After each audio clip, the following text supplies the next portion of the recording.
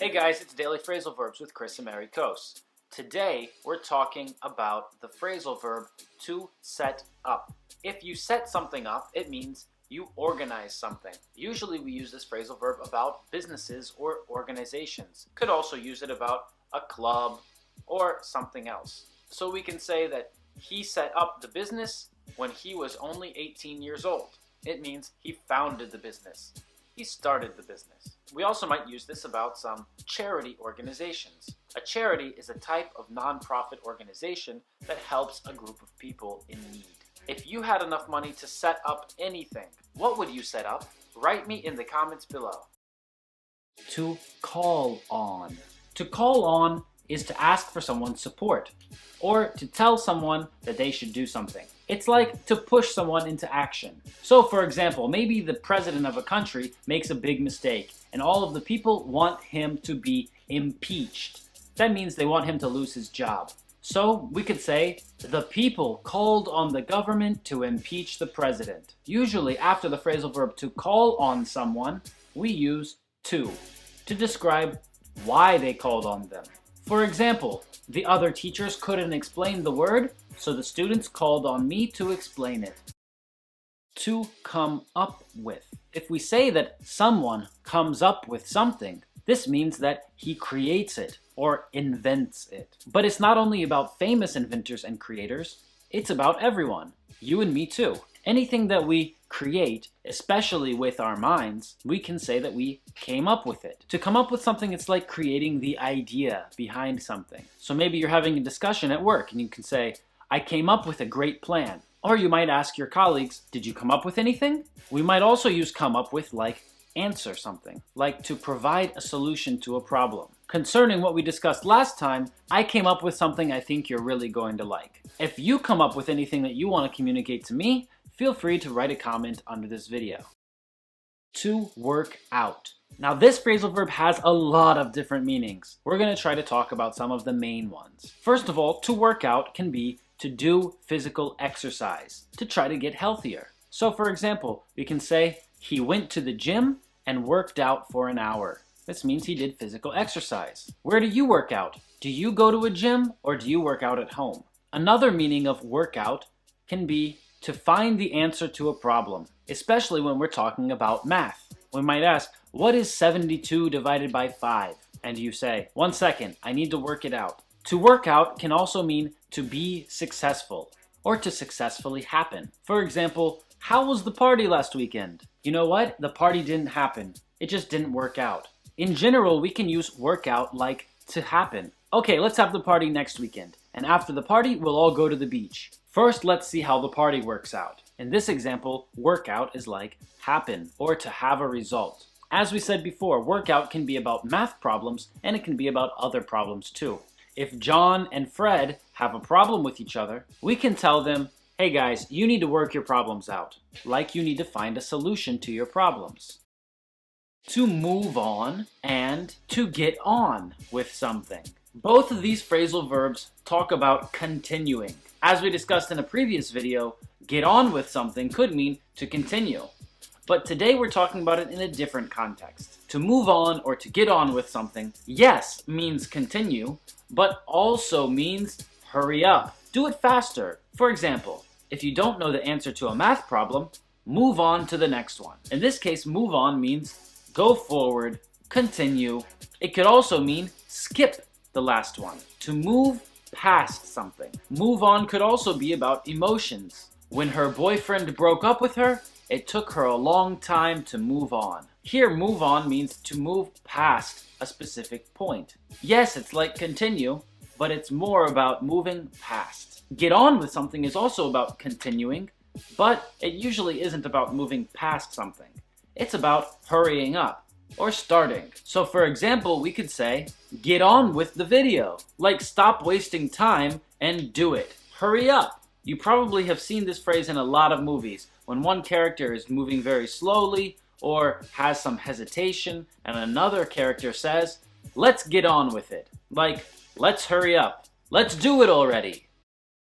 To stand behind or to stand up for. To stand behind and to stand up for mean that we support something. but they are used slightly differently in different contexts. We can say, I made a decision and I stand behind my decision. This means I support it, I'll fight for it. But usually when we say stand up for, we're talking about defending or protecting a person or an idea. Don't let people tell you what you should think. You should stand up for what you believe in. Or maybe you support another person in an argument or in a conflict. After my presentation, Mike told me that I was 100% wrong, but Susie stood up for me.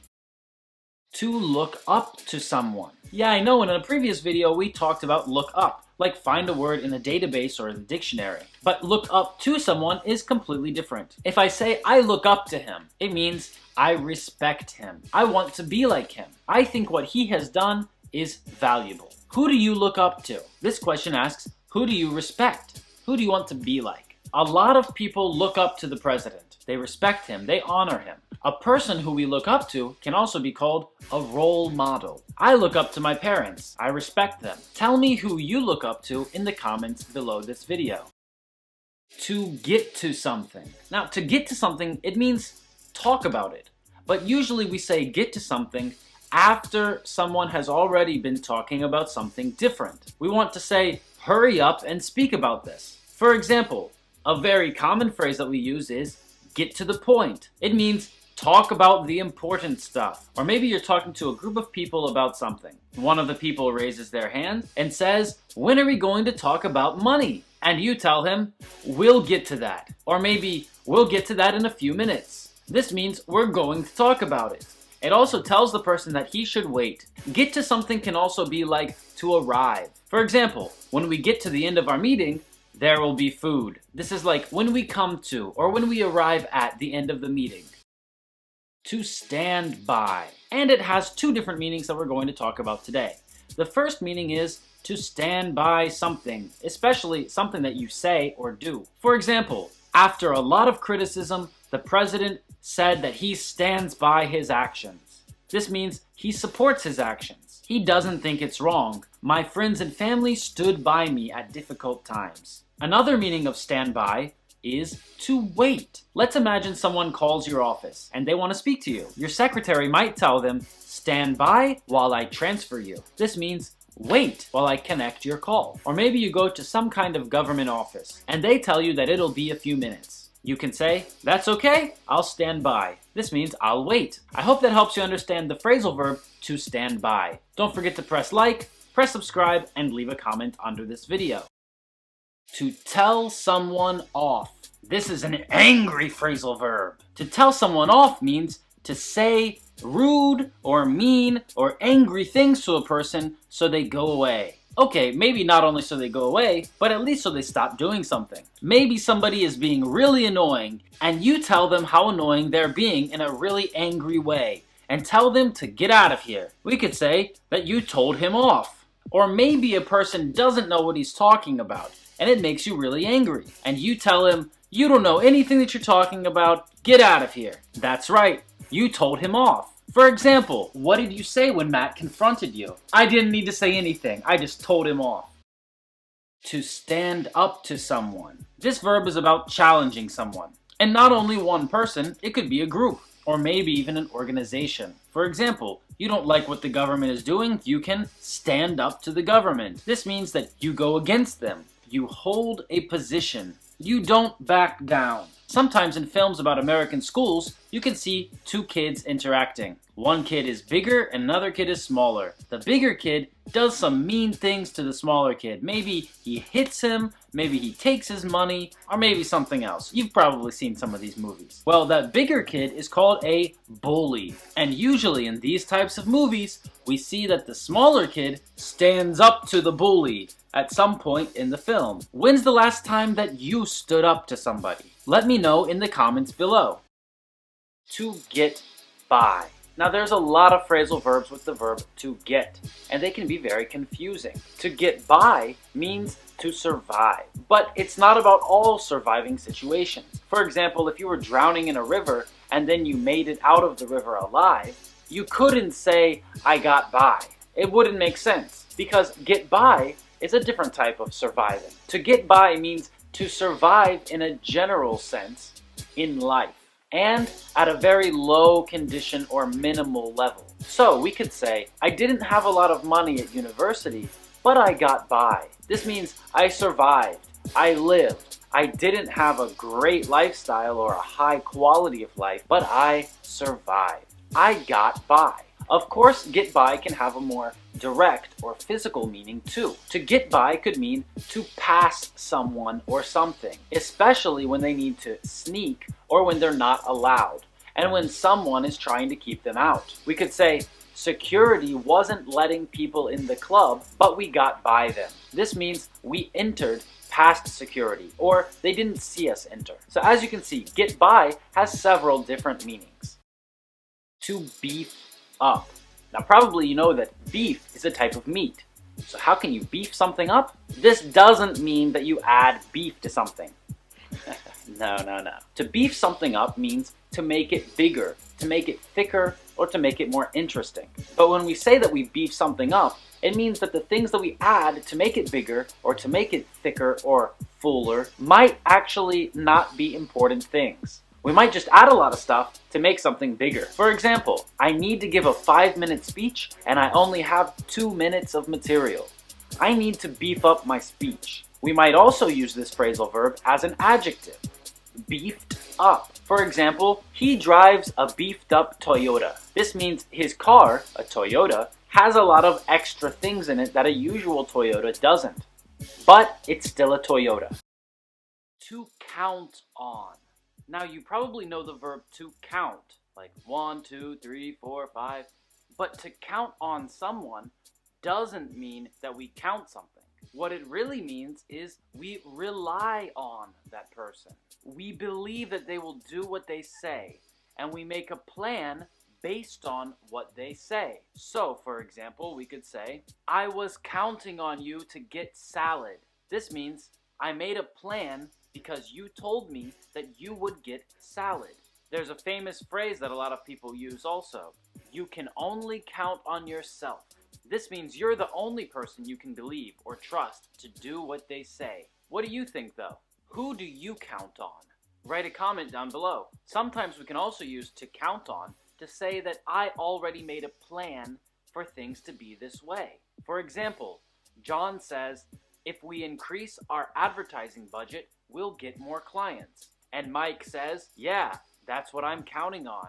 This means that's what I expect, or that's what I plan.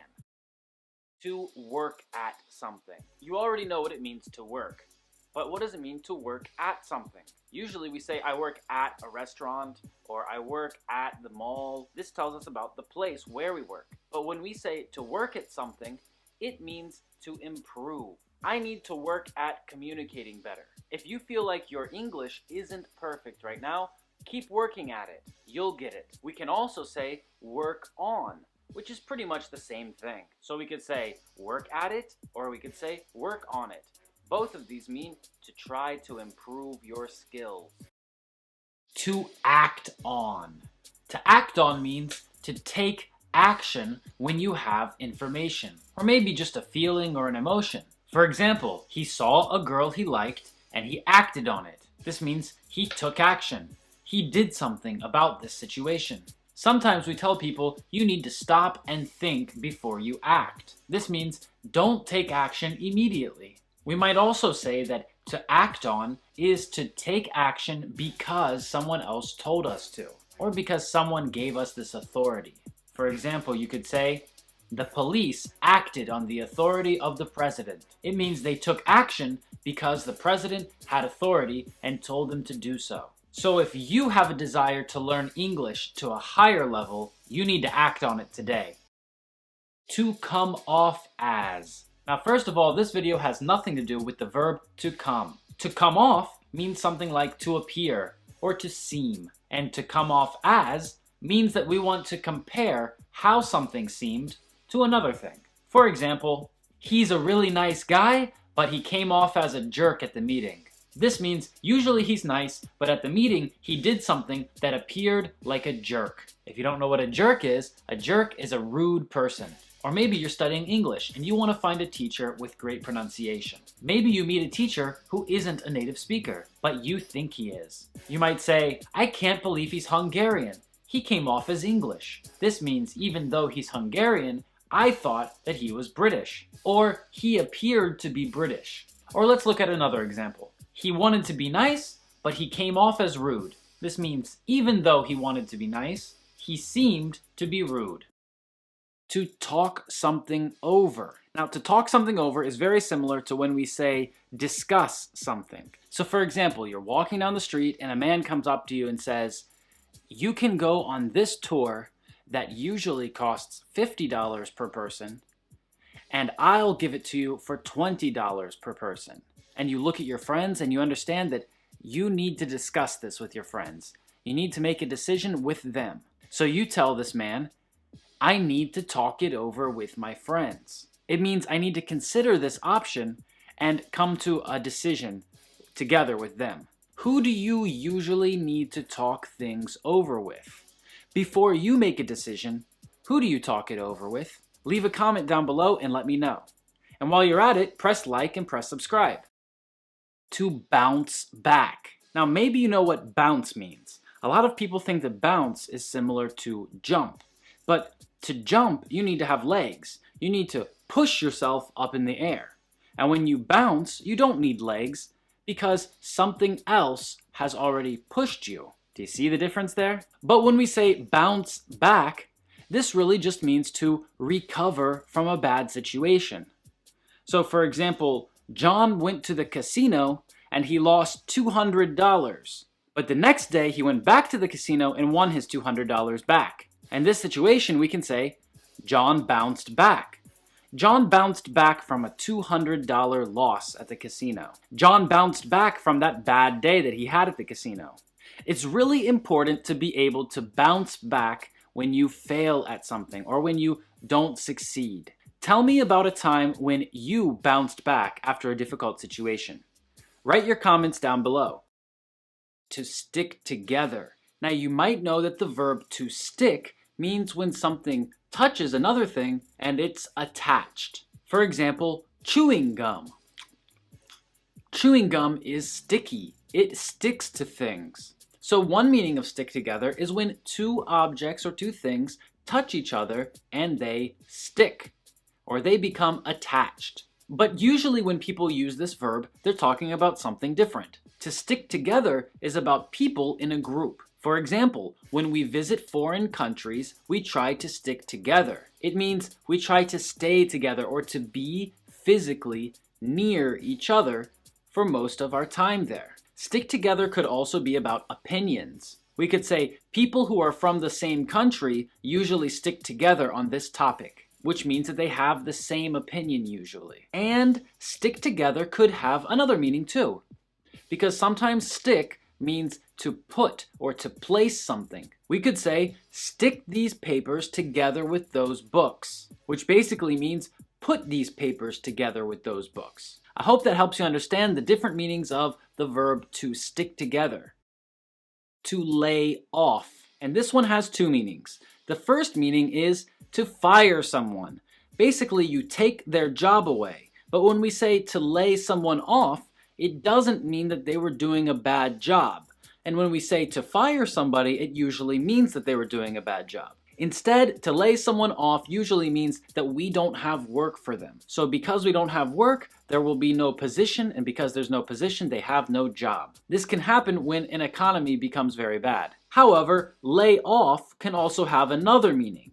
It's not lay someone off, but lay off someone. Do you see the difference there? Right, it might be hard to hear the difference, but listen to the pronunciation and intonation again. To lay someone off and to lay off someone. To lay off someone means to stop giving them a hard time, to stop making problems for them, to stop attacking them. So for example, if your sister comes in the house and starts complaining that you never help and you never do any housework, you can say, hey, lay off me, which basically means stop complaining to me. Lay off something could also mean to do something less.